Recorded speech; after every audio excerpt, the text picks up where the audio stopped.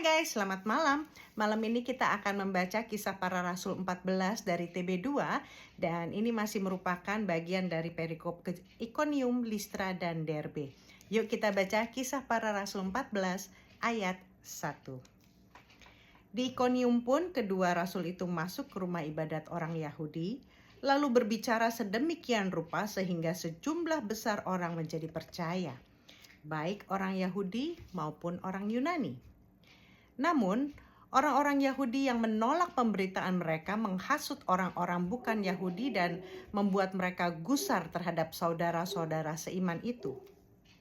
Jadi, Paulus dan Barnabas tinggal agak lama di situ. Mereka berbicara dengan berani untuk Tuhan yang menguatkan berita tentang anugerahnya dengan mengaruniakan kepada mereka kuasa untuk mengadakan tanda-tanda dan mujizat-mujizat. Namun orang banyak di kota itu terpecah menjadi dua. Ada yang memihak kepada orang Yahudi, ada pula yang memihak kepada rasul-rasul itu. Lalu mulailah orang-orang bukan Yahudi dan orang-orang Yahudi bersama pemimpin-pemimpin mereka berusaha untuk menyiksa dan melempari mereka dengan batu. Mengetahui hal itu, menyingkirlah rasul-rasul itu ke kota-kota di Likaonia, yaitu Listra dan Derbe, dan daerah sekitarnya. Di situ mereka memberitakan Injil. Di Listra ada seorang laki-laki yang duduk saja karena kakinya lemah dan lumpuh sejak lahir dan belum pernah dapat berjalan. Ia mendengarkan Paulus yang sedang berbicara.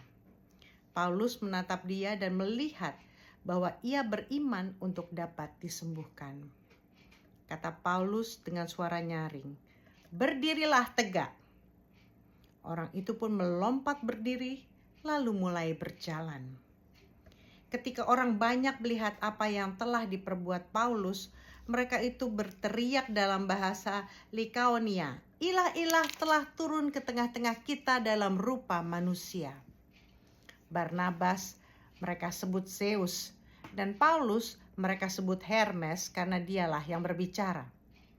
Lalu datanglah imam dewa Zeus yang kuilnya terletak dekat kota, membawa lembu-lembu jantan dan karangan-karangan bunga ke pintu gerbang kota untuk mempersembahkan kurban bersama orang banyak kepada rasul-rasul itu. Mendengar itu, rasul-rasul itu yaitu Barnabas dan Paulus mengoyak pakaian mereka lalu menerobos ke tengah-tengah orang banyak itu sambil berseru, "Hai kamu sekalian, mengapa kamu berbuat demikian? Kami ini manusia biasa sama seperti kamu. Kami ada di sini untuk memberitakan Injil kepada kamu supaya kamu meninggalkan perbuatan sia-sia ini dan berbalik kepada Allah yang hidup, yang telah menjadikan langit dan bumi, laut dan segala isinya.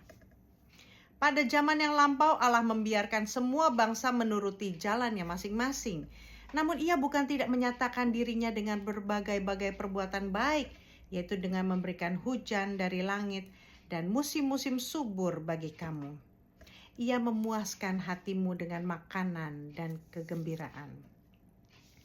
Walaupun rasul-rasul itu berkata demikian, mereka hampir-hampir tidak dapat mencegah orang banyak mempersembahkan kurban kepada mereka. Namun datanglah orang Yahudi dari Antiokhia dan Ikonium dan mereka mempengaruhi orang banyak itu sehingga berpihak kepada mereka. Lalu mereka melempari Paulus dengan batu dan menyeretnya keluar kota, karena mereka menyangka bahwa ia telah mati. Tetapi ketika murid-murid itu berdiri mengelilingi dia, bangkitlah ia, lalu masuk ke dalam kota. Keesokan harinya, berangkatlah ia bersama Barnabas ke Derbe. Kembali ke Antiokhia. Paulus dan Barnabas yang memberitakan Injil di kota itu dan memperoleh banyak murid.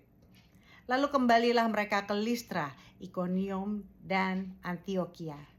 Di sana mereka menguatkan hati murid-murid dan menasehati mereka supaya bertekun dalam iman dan mengatakan bahwa untuk masuk ke dalam kerajaan Allah, kita harus mengalami banyak kesengsaraan. Di tiap-tiap jemaat, rasul-rasul itu menetapkan penatua-penatua bagi jemaat itu Dan setelah berdoa dan berpuasa, mereka menyerahkan penatua-penatua itu kepada Tuhan yang kepadanya mereka percaya. Mereka menjelajahi seluruh Pisidia dan tiba di Pamfilia. Di situ mereka memberitakan firman di Perga, lalu pergi ke Atalia. Dari situ berlayarlah mereka ke Antiokhia. Di tempat itulah mereka dahulu diserahkan kepada anugerah Allah untuk pekerjaan yang telah mereka selesaikan. Setibanya di situ, mereka memanggil jemaat berkumpul, lalu mereka menceritakan segala sesuatu yang Allah lakukan dengan perantara mereka, dan bahwa Ia telah membuka pintu bagi bangsa-bangsa lain dengan iman.